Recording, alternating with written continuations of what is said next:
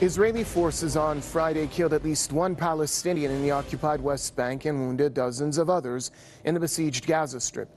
The fresh killing came on the heels of a flare-up in the Israeli violence that left 4 Palestinians killed for alleged anti-Israeli attacks on Wednesday and Thursday. In a separate development, Hamas launched a reprisal attack that killed 2 Israelis.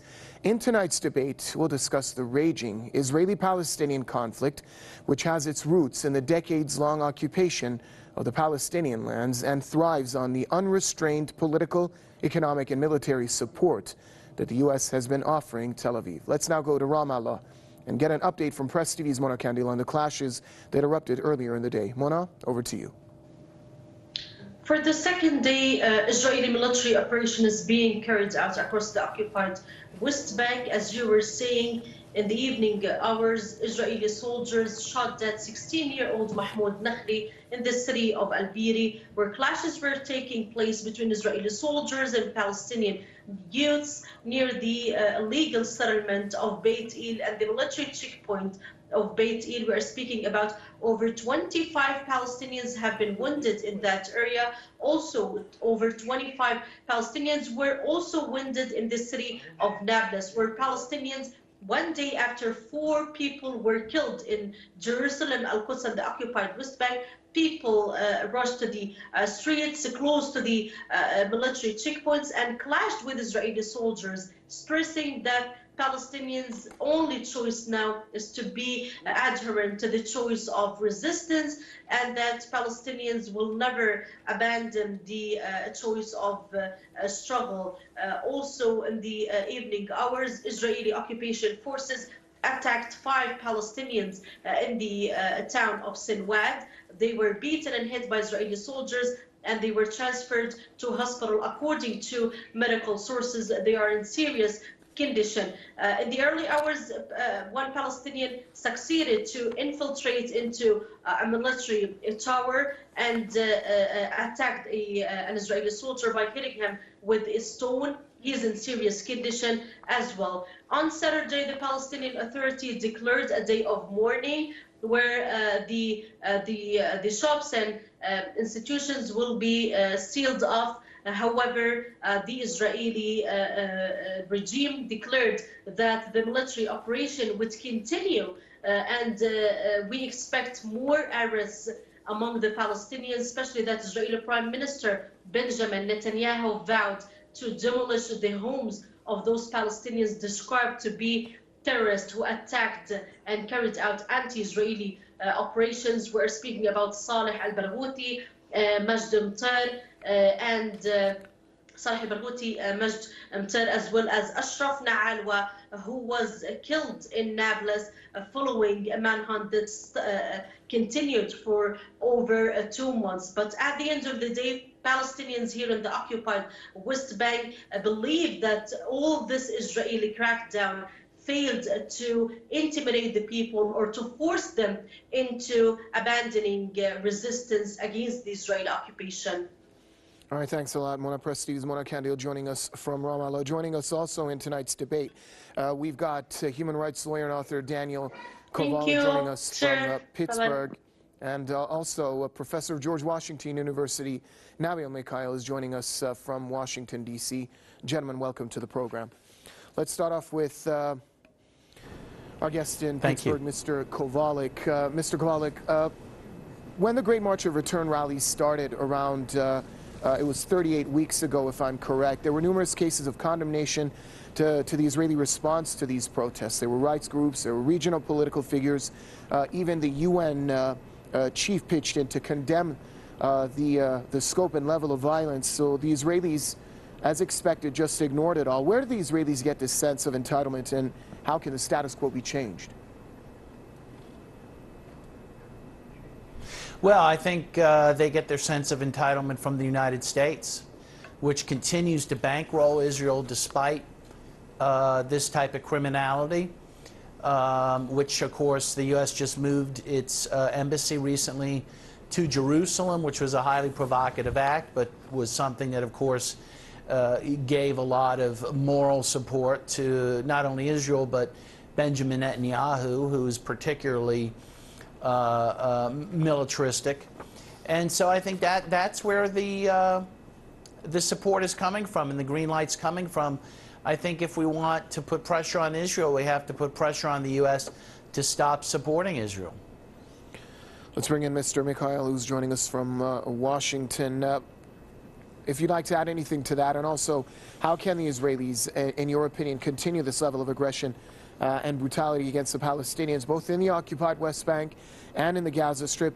Is it just the U.S.'s support, or are there other factors as well?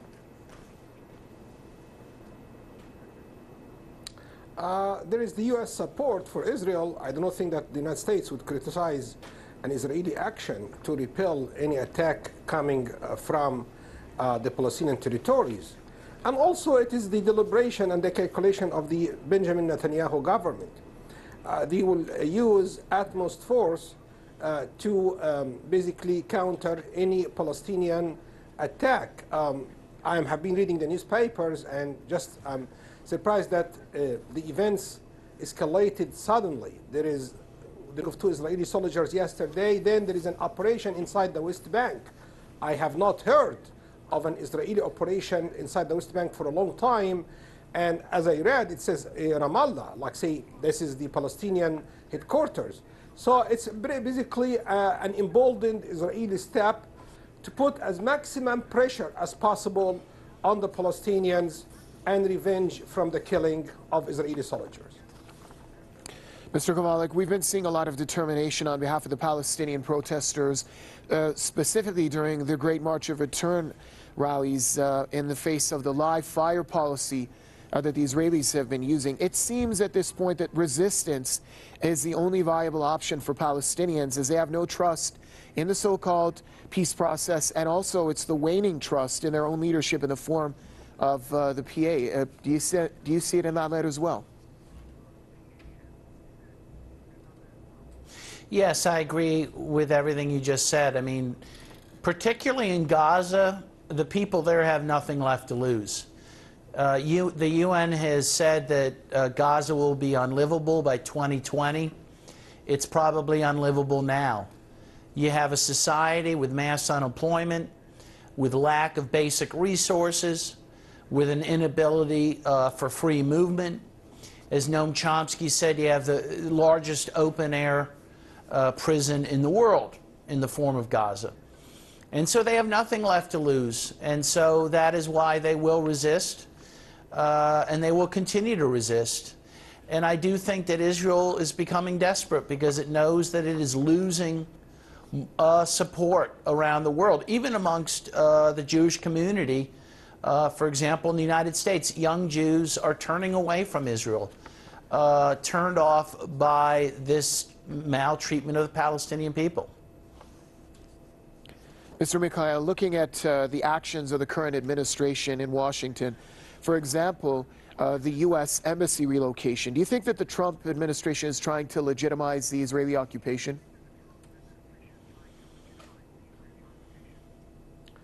The Trump administration is very supportive of Israel, and they promoted the views and the actions of people who could not basically forward some of their ideas in reference to Zionism as an ideology and the security of Israel before. Like say, let me put this example, which is hypothetical.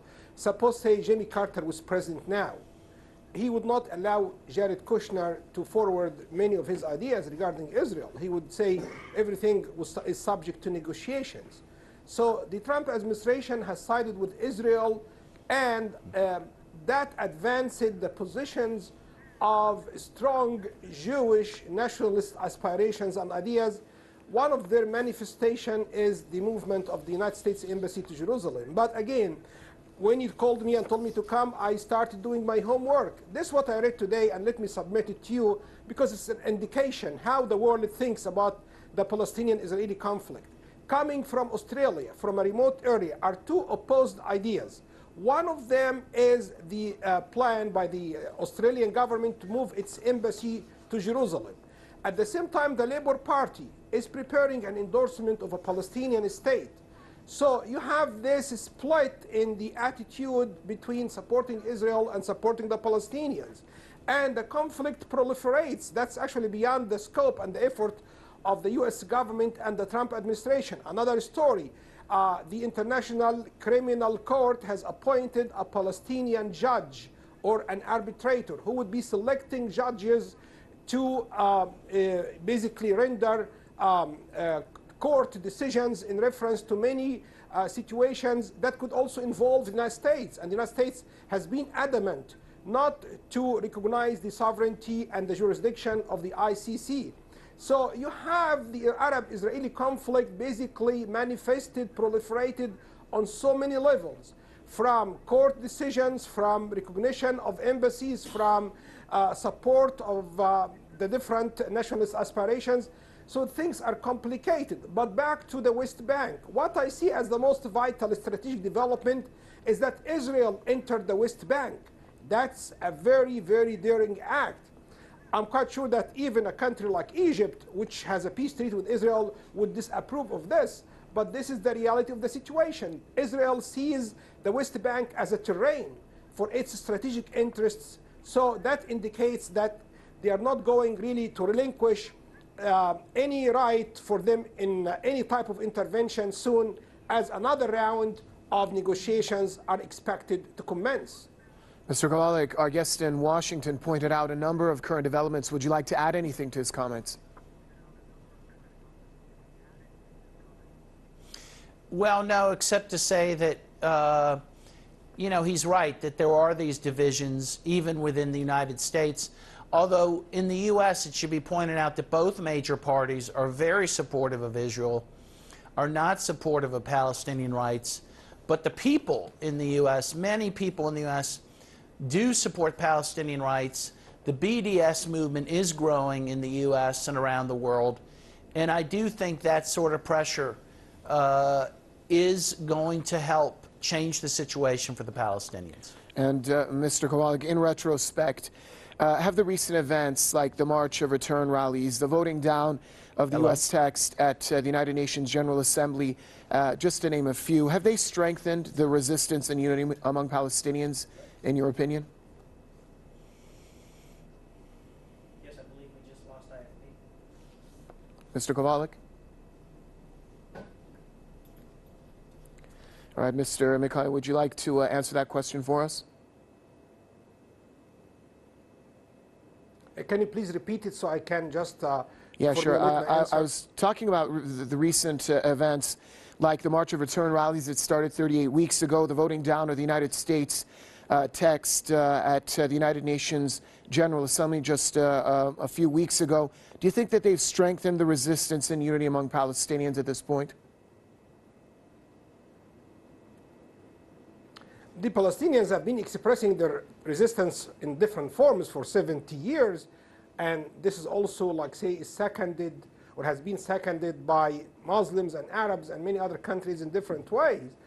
But what interests me here is the fact that there was supposed to be an announcement this month coinciding with the religious holidays about, quote unquote, the deal of the century. So I do not know why it was delayed. I mean, it could be announced against the backdrop of Palestinian protest. This is something that the administration of Donald Trump has to be basically cognizant of.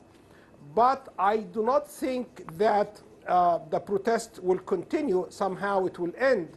So the question is, why hasn't there been any submission of the deal of the century? And what type of reaction would elicit?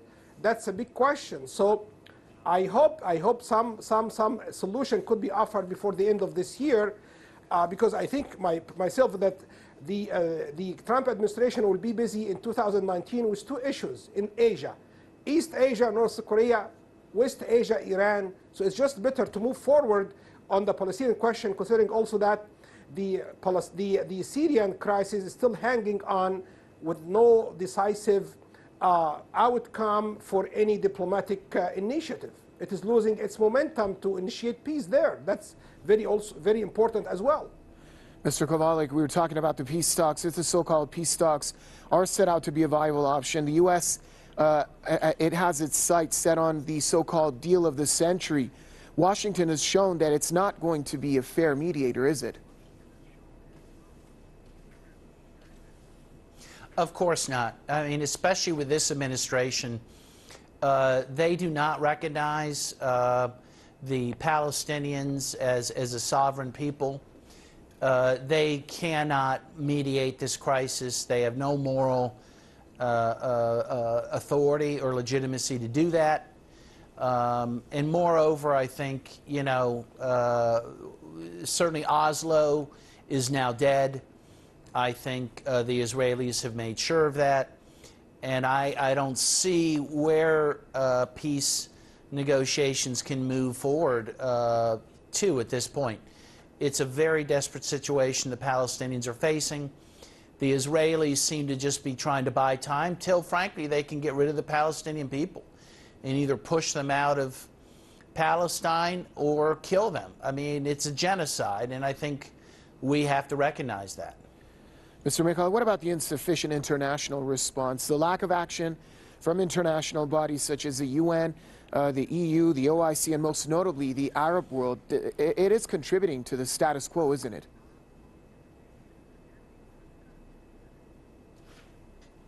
It is contributing to the status quo, I mean, but at the same time, the status quo is not lethargic because, I mean, Europe has been affected by the Syria crisis. And when you think about the Syria crisis, one of also its sources is the unsettled Palestinian question.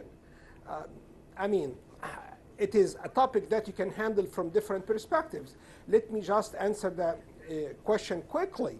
I'm seeing here, and there's an acknowledgement of it by the American press, of a growing Russian role.